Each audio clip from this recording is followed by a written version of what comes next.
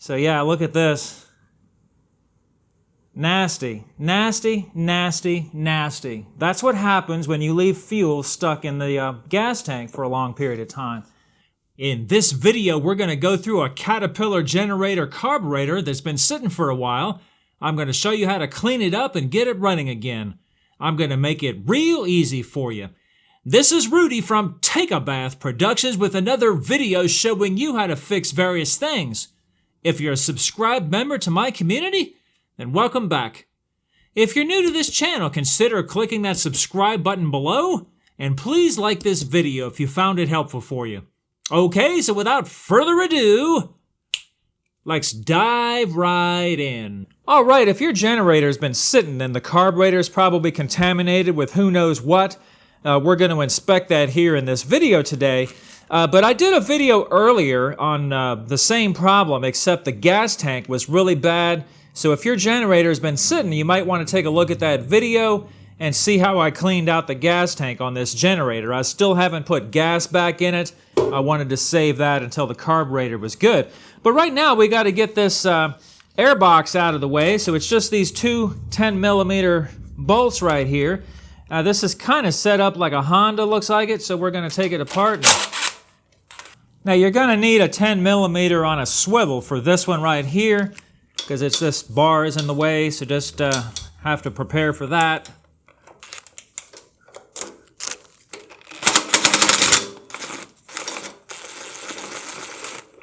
And we've also got one bolt behind the air cleaner right here to deal with.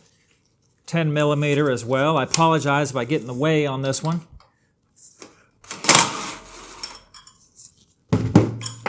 Just take that one out, and then we got to get the tank vent. Sometimes if you kind of grab these and give them a little twist, you'll break them loose. There we go. And also the breather right here just comes right out. And there we go. Just pull that off of there. Just like so. Now to get this throttle off, it's very easy. You just kind of push that all the way and then lift up like so, and that gets that one off. And then this one, the little spring, you just kind of have to work it off of there just like so. So very easy. All right, next let's go ahead and pull the fuel line out. Now if your unit has a cutoff, make sure you cut the fuel off right here before you pull the fuel line. And you'll also probably want to pinch this with some kind of needle nose vice grips or something like that, so that in case there's fuel in there. I've already drained all the fuel out of this, so we should be pretty good, although there could be a little bit of gas in the fuel line itself, in which case I'm going to be ready for it with a rag. Right now I want to take this screw loose so that when I do get the carburetor off, I just have that one screw left. All right, so that's loose. Go ahead and pull this out of the way, like that, and then we'll turn the carburetor and get this screw loose out of the top. Not a problem. There we go. Carburetor is free. All right, so what I normally like to do when I store these things is I like to drain the gas tank just completely and leave the lid off so that any fumes will evaporate in there. And then, yeah, you can take this screw out right here. That's what it's for. But I like to go even a step further than that, and I will loosen the bolt that's on the bottom of the bowl. That way I make sure to get everything out, because if you take this out, there's still usually going to be just a little bit left in the bottom, and that will cause some corrosion in the bottom of the bowl. But if you take this one out, then that's good. I mean, because a lot of times generators do get stored for a long time, and, you know, it's better to be safe. That way, when there's a problem, there's some fuel in there, see that? So yeah, look at this.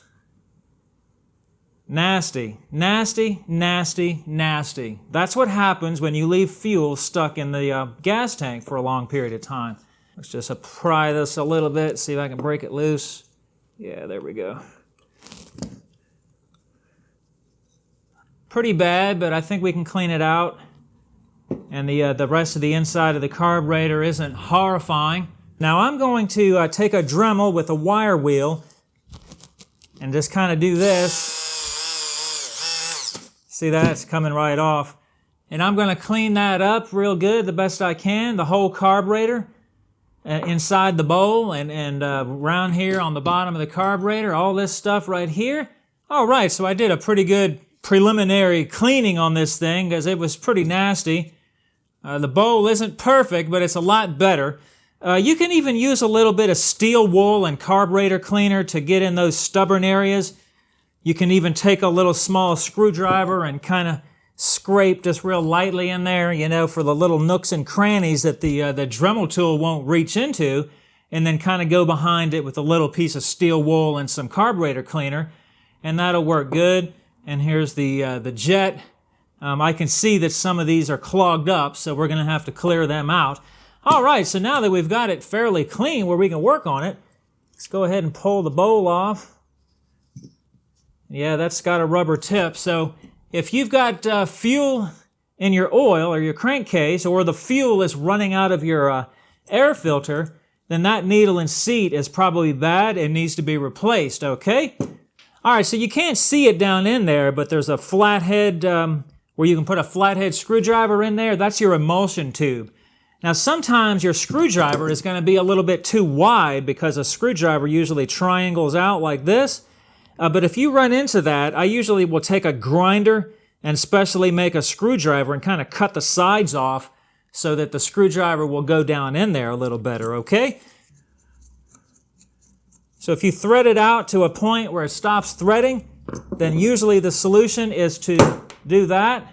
Okay, that's the main jet. The emulsion tube is still up in there.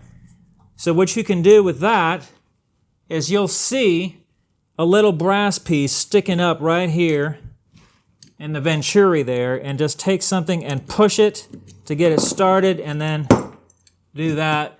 This set right here is a torch head cleaning set. It's got some little fine little wire rods on here that have a little bit of an abrasive end right here, so that when you cleaning your torch, this abrasive part will clean whatever is in the hole. So what I usually do with this is I will take one that fits, like this one right here, all right, and I will go through every hole. There's several holes in the whole tube, and there could be some kind of trash in those holes. So I'm going to do that. There's several holes in the tube. I'm going to do the same thing with this main jet.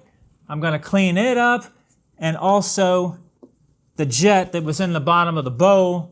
I'm going to go through that with whichever appropriate wire size I need and clean through there.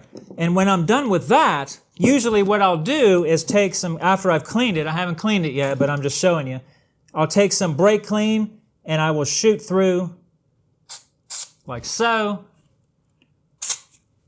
And I will shoot through all the little holes, okay? And then I will follow that with compressed air, all right? And that usually works pretty good. Now, of course, you can soak all this stuff in carburetor cleaner, but I have found that that takes a long time, and sometimes it really just doesn't work as good as just manually doing this. All right, I got everything cleaned up, got the emulsion tube cleaned up. I had particular trouble with the jet in the bottom there. These hoses were really caked with some crud, but I did manage to get all those cleaned up as well. Now on the body of the carburetor, you're going to want to do the same thing. There's some little holes right here that you want to pay particular attention to and make sure those are cleared out. Also over here, this is the throttle side, and I don't know if it's showing up on the camera, but there's 3 little bitty little holes right there. You want to make sure those are cleared out. Make sure you spray some cleaner through there and some air as well, to try to make sure that those holes are cleared out. So I'm going to put the carburetor back together, and I'm going to do it on high speed since you already saw how to take it apart.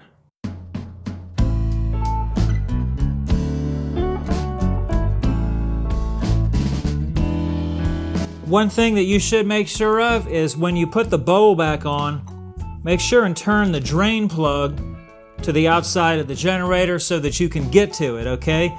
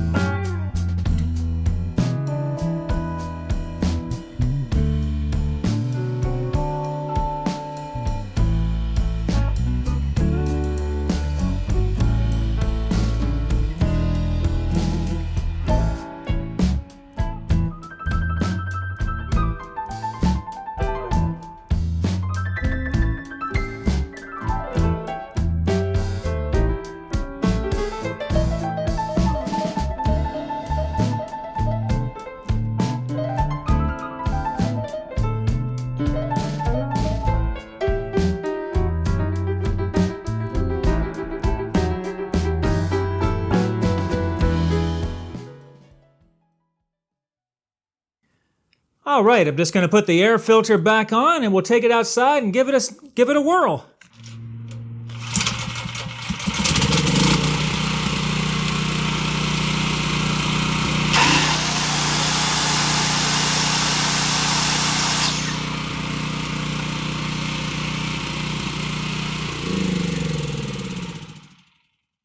All right, sounds like it's running good.